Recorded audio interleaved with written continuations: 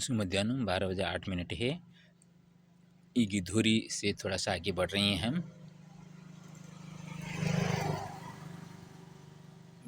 बिलाईगढ़ की तरफ जा रहे हैं। 17 किलोमीटर बिलाईगढ़, ये माता जी का मंदिर है। रास्ते में आते हुए संतोष जी ने मुझे हेमंत दुबे जी के साथ मुलाकात करवा दिया था फ़ोन से।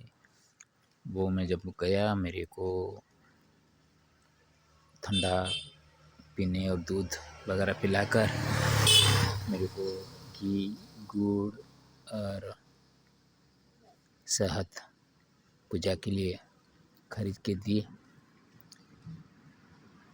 तो उसको लेकर जब मैंने चल रहा था, धूप तो हो रही है, मन में कुछ सोचते सोचते आए हेमंत का नाम से।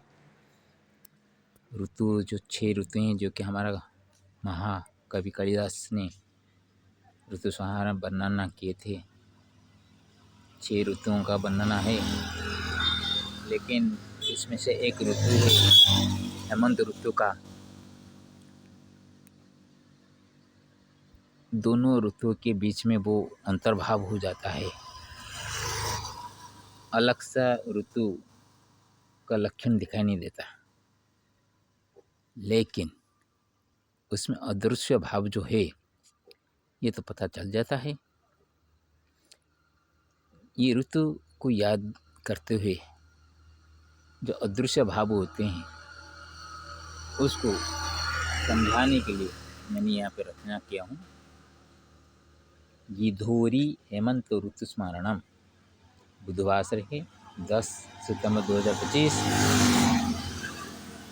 आइए पहले पाठ कर लेते हैं, उसके बाद अर्थ करेंगे। गिरा तृप्तिरहमस्मि द्रव्येणेष्टस्य स्मरणं। गीयते कालिदासेन तथाहमत्र करोमि न। धौतिचरणमीशस्य गिधौरितटवर्तिनी। ध्येया सदा महानद्याश्चात्मसत्कारसत्कृतिः। रीतिनीत्यनुसारेण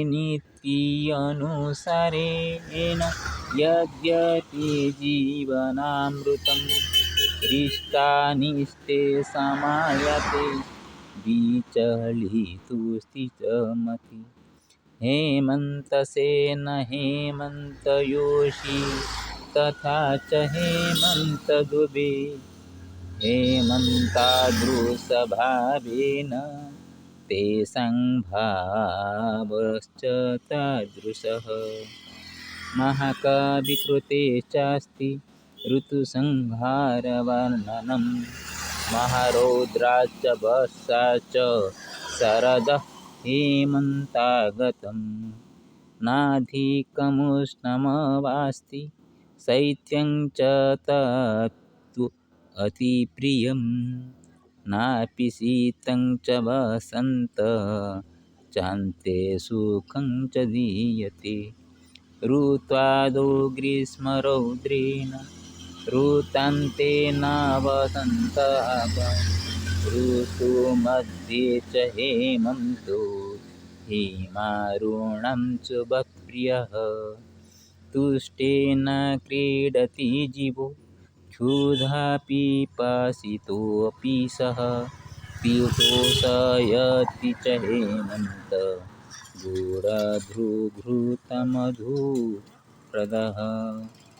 स्मरामि ऋतुसंहारमस्तीव यस्य वाचनं। रवेः रौद्रांश शशिशैत्यं हेमन्ते द्वयमीलितम्। अर्थ करते हैं। गिरा तृप्तिरहमस्मि द्रव्येणेष्टस्य स्मरणं। गीयते कालिदासेन तथाहमत्र करोमि न। कोई मेरे को वचन से कुछ बोल देते हैं तो इसमें से मैं तृप्त हो जाता हूँ। कुछ पाने की मेरा मन में लालसा नहीं होती है। फिर भी द्रव्येण इष्ट से स्मरण, कोई द्रव्य दे देता है तो इसमें इष्ट का स्मरण करता हूँ। भगवान के काम में आएगा, सभी तो मैं ही खाता हूँ।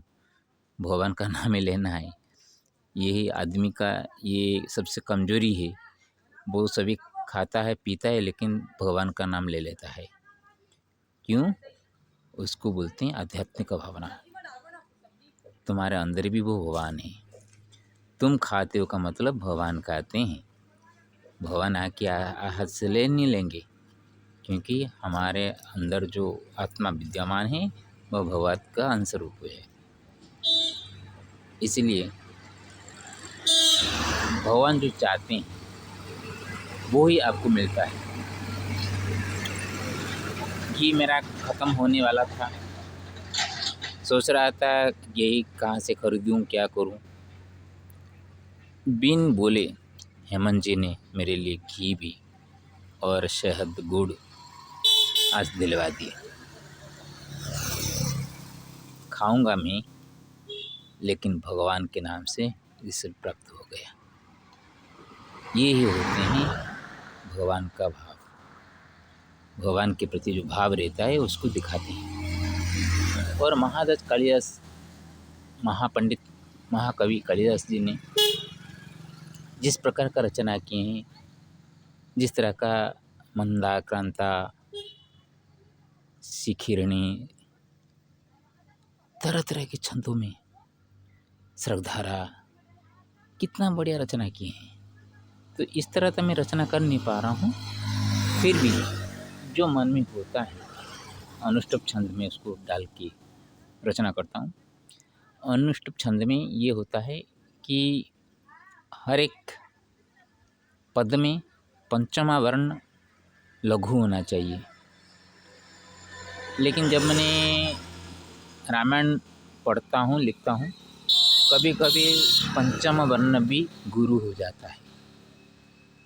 तो इसीलिए मैं उसको आधार करके रचना करता हूँ।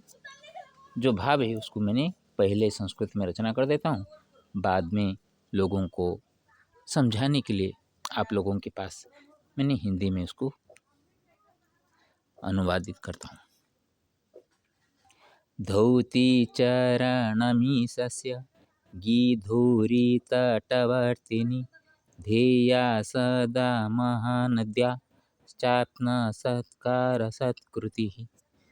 अभी हम महानदी को पार करके आए।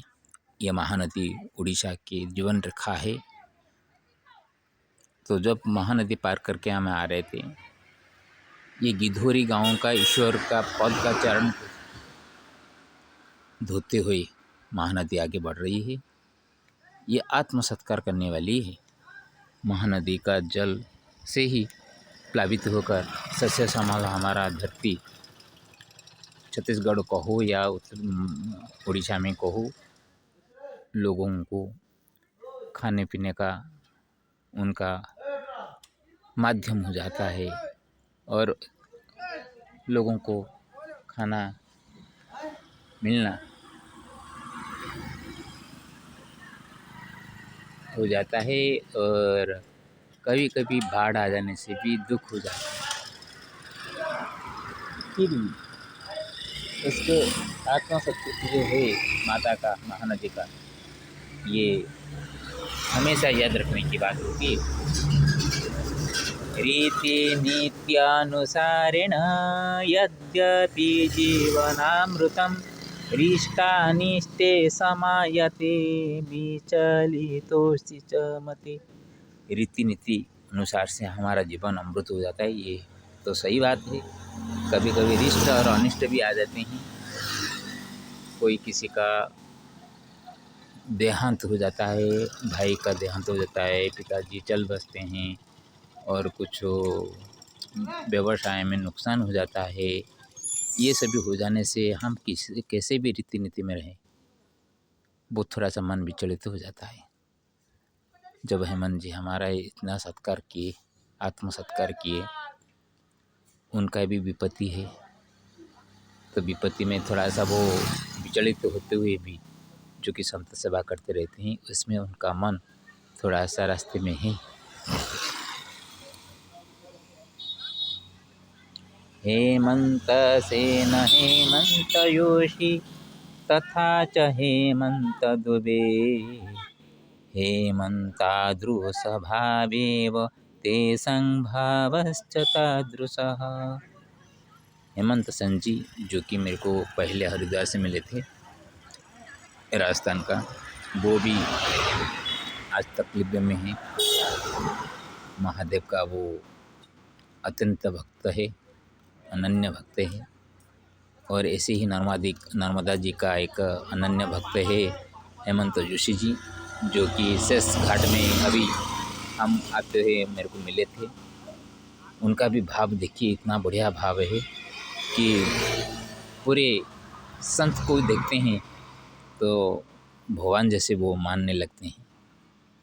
और हेमंत दुबे अभी मैंने मिले, जो कि संतोष गुप्ता जी मिलाए मेरे को, वो हेमंत दुबे जी भी, उनका भी भाव देख के मुझे ऐसा लगा कि हेमंत ऋतु की बात मेरे मन में आ गया। हेमंत ऋतु तो दिखाई नहीं देता, लेकिन अदृश्य भाव उसके पास होता है। हेमंत ऋतुओं में भी हम फल पाते हैं, सब्जी पाते हैं, फूल भी पाते हैं, उसका महक भी हमको मिलता है। लेकिन दोनों ऋतुओं के बीच में वो ऐसा छिप जाता है, शरद और शीत के अंदर शीत का आगमन होता है।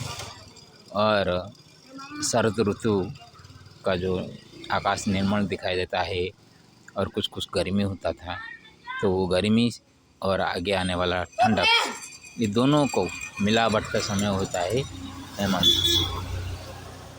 तो कुछ दुख और सुख को लेकर जीवन बिताना होता है हेमंत ऋतु का। तो हेमंत ऋतु के जो अदृश्य भाव जो है, वो ऐसे 3 जो नाम मैंने लिए, इन तीनों के पास ये अदृश्य भाव है। महाकवि कृते चस्ति ऋतु संहार वर्णनम महारौद्राक्ष वर्ष च शरद हेमंतागतम। महाकवि जी का ऋतु का वर्णन किए हैं। पहले तो ग्रीष्म ऋतु का वर्णन किए हैं, महारौद्र के बाद वर्षा का किए हैं, वर्षा के बाद शरद किए हैं, और शरद के बाद ही हेमंत को लाकर वहाँ रख दिए गए हैं। उसको वर्णना 34 में किए। नाधिकमुष्टमवास्ति शैत्यं च तु अति प्रियं नापि शीतं च वसंत चान्ते सुखं च दीयते। देखिए, न अधिकम उष्टम अवा अस्ति शैत्यम। हेमंत ऋतु में आपको ज़्यादा गर्मी नहीं लगेगा कि ज़्यादा ठंडक भी नहीं लगेगा, अति प्रिय है। नापि शीतं च वसंतम,